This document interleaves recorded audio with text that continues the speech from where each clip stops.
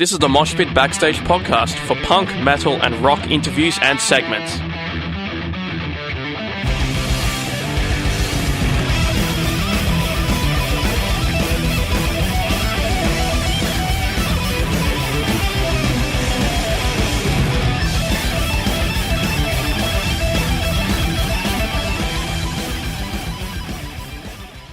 Hey, this is Josh from Behind Crimson Eyes, and you're listening to the Moshpit on Sin.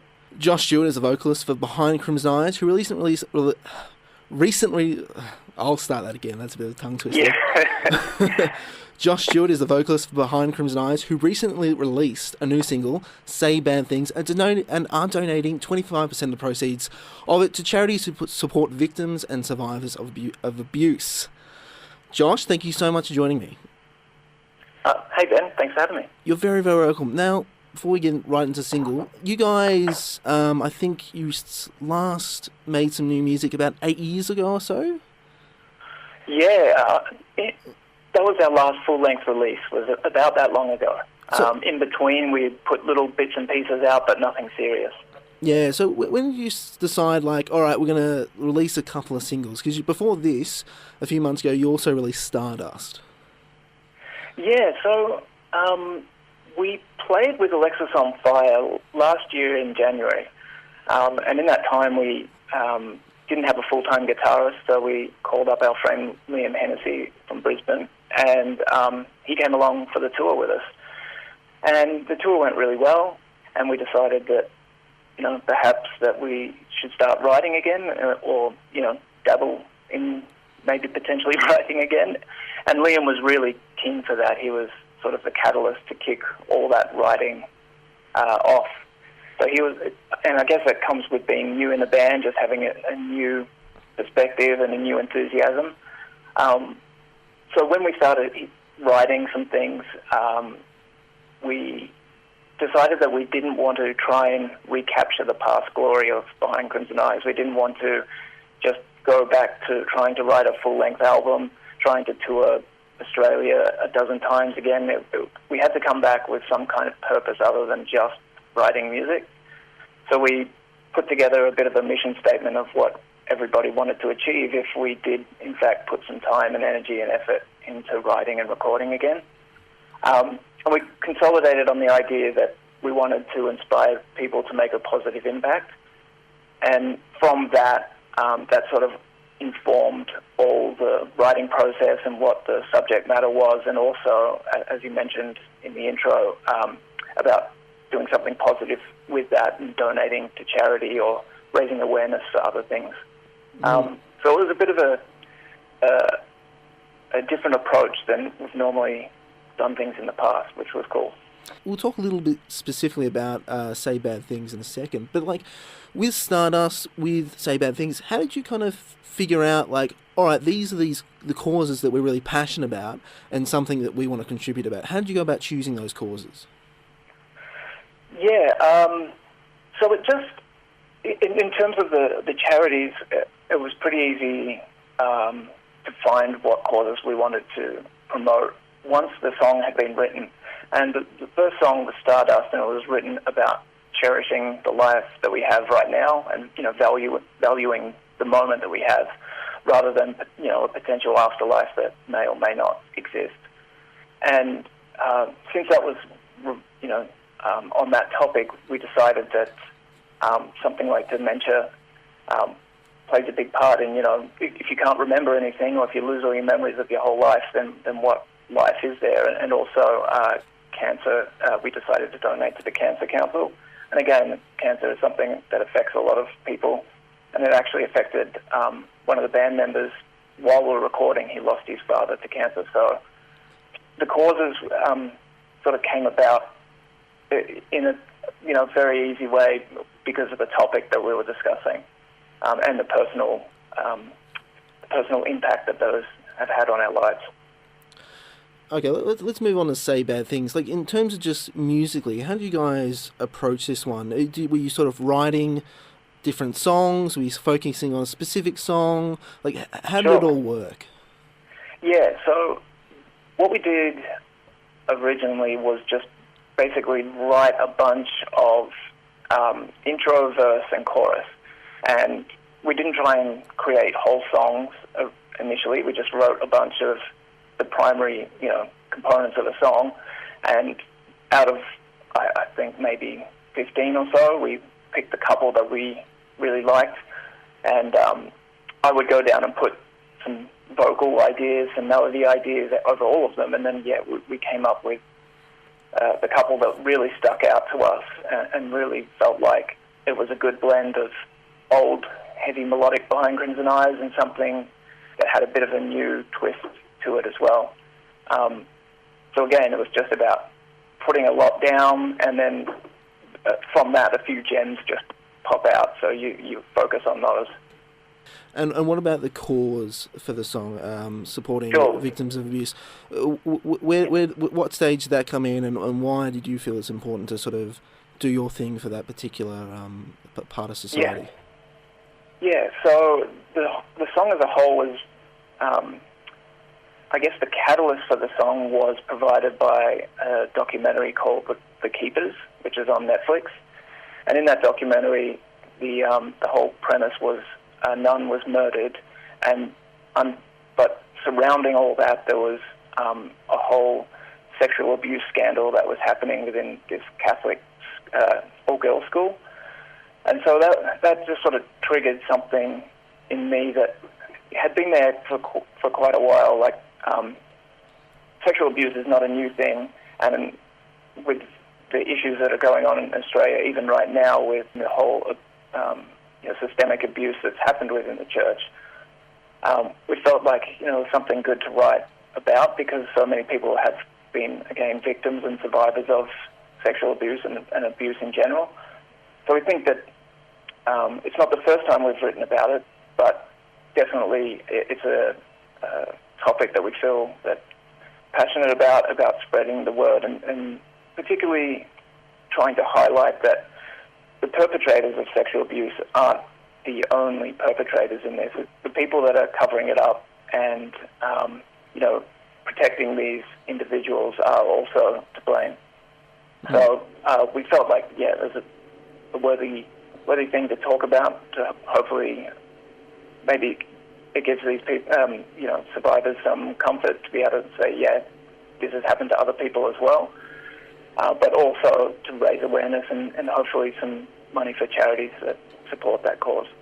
In terms of sort of the future, like, is there future charities, causes you're interested in supporting?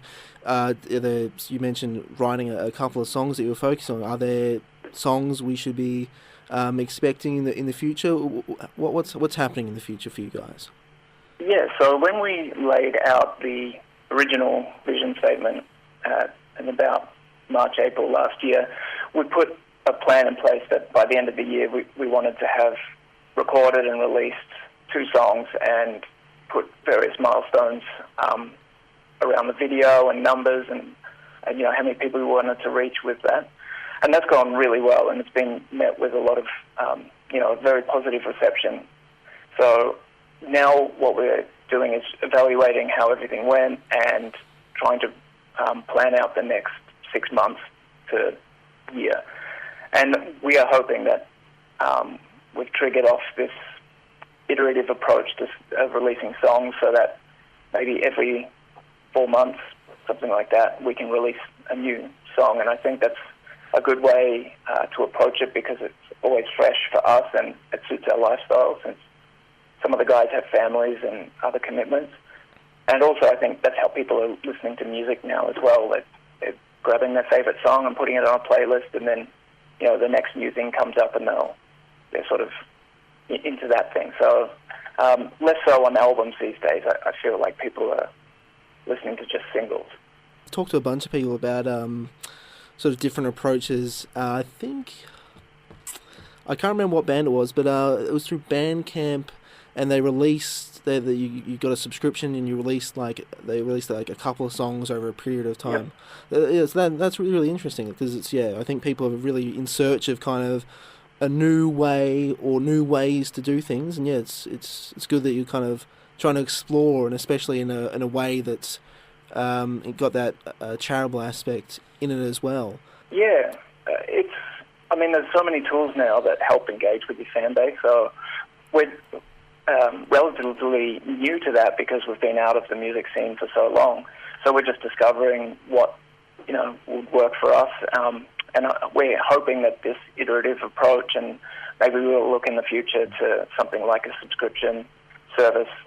But for now, we're sort of focused on to pretty much release every 4 months or something like that.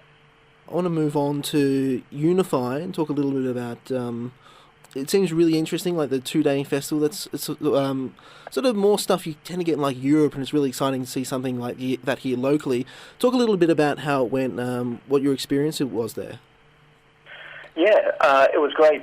It was a great experience because Unify were actually our first record label, but they were under a different name called Boomtown Records. So we've had an affiliation with those guys pretty much right from the start. So it was good to go back and see some old friends and people that we haven't seen in a very long time.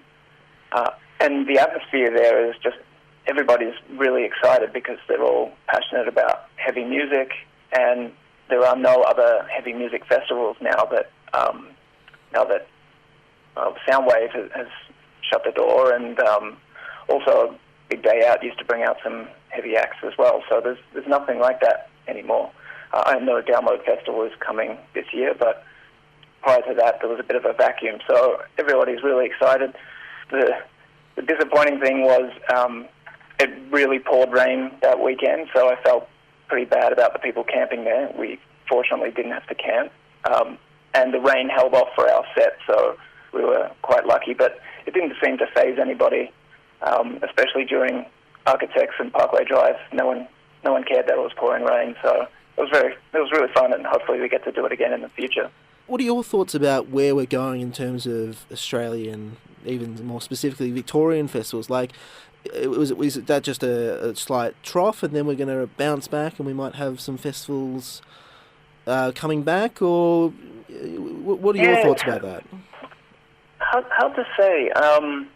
Again, because we've been out of the scene for a while, I don't personally know what it's like at the moment, but it goes in waves, I think, where I think at one point we had Vans Warped Tour and Taste of Chaos and a few other heavy Soundwave, a few other heavy music festivals, and I think it got a bit saturated, so there was just an overkill of heavy music, and people had to spread their dollars out and couldn't go to all of them. So I think that inevitably thins it out, and only a few end up remaining.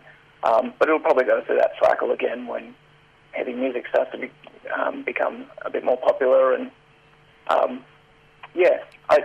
can't give you a answer that is from a place of real knowledge over this last few years, as I said, because I haven't been in the scene so recently. So yeah. In terms of sort of just playing a show, being on stage, what is it like now, where you're sort of, approaching it from a more relaxed perspective, wanting to really sort of separate it from the rest of your lives, as opposed to really earlier in your career where, like, I was reading crazy stuff, like you did 150 shows in a year, and it sounds really, really intense. What's that like now as opposed to then? Sure. It's I guess at the very beginning you're so excited that anyone wants to have you play music and comes to watch you, right? But as you do it more and more and more often, it becomes routine, and then it becomes a bit of a burden. And it sounds odd to people that haven't had to experience it, but imagine just having to do the same thing every day, or like you said, 150 days a year. And I know some people do that with their occupation, but it was literally the same thing. You'd hop in a van, you'd drive all day, you'd set up at a show, you'd play the same songs, you'd pack up, and you'd head off to the next venue and do it all again. So it got a bit monotonous, but now having time off, we can really appreciate the opportunities that we get. And obviously looking back, you have a real appreciation of just how lucky we were to have such great opportunities, and the bands we supported over the years, and the festivals we played, and the people we met. So now it's much more, as you said, relaxed and appreciative and soaking up the moment, whereas before it just became a bit stale and monotonous. So that's really cool to be able to come back, and it's not something that we are trying to make the biggest thing ever, or we don't depend on it for our livelihood. So you just get to enjoy it like you did when you weren't playing shows at all. You were just practicing as a kid in your bedroom. So it rekindled some of those feelings. That's really good to hear. Behind Crimson Eyes, recently released single, Say Bad Things. Josh, thank you so much for joining me. It's been an absolute pleasure talking to you. Yeah, thanks, Ben. Likewise.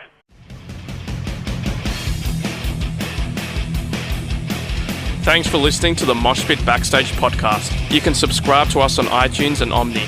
To find out more about the show, go to www.syn.org.au/moshpit. Like us on Facebook at facebook.com/moshpitonsin, and follow us on Twitter and Instagram at moshpitsin. The regular Moshpit radio show broadcasts punk, rock and metal tunes and interviews every Thursday nights on SYN 90.7 on FM and digital radios. Listeners outside of Melbourne, Australia can stream SYN 9.7 online at www.syn.org.au. Thanks to Vintage Ruin for the music. Hi, this is Tommaso from Flash Gun Apocalypse. Hi, I'm Enid from Girls Go. I am Phoebe Pinnock from Heavenly Axe. Hey, this is Gary Oldmead of the Misfits. Hey, this is Kat Sproul from Horizon's Edge, and you're listening to the Moshpit on SYN FM.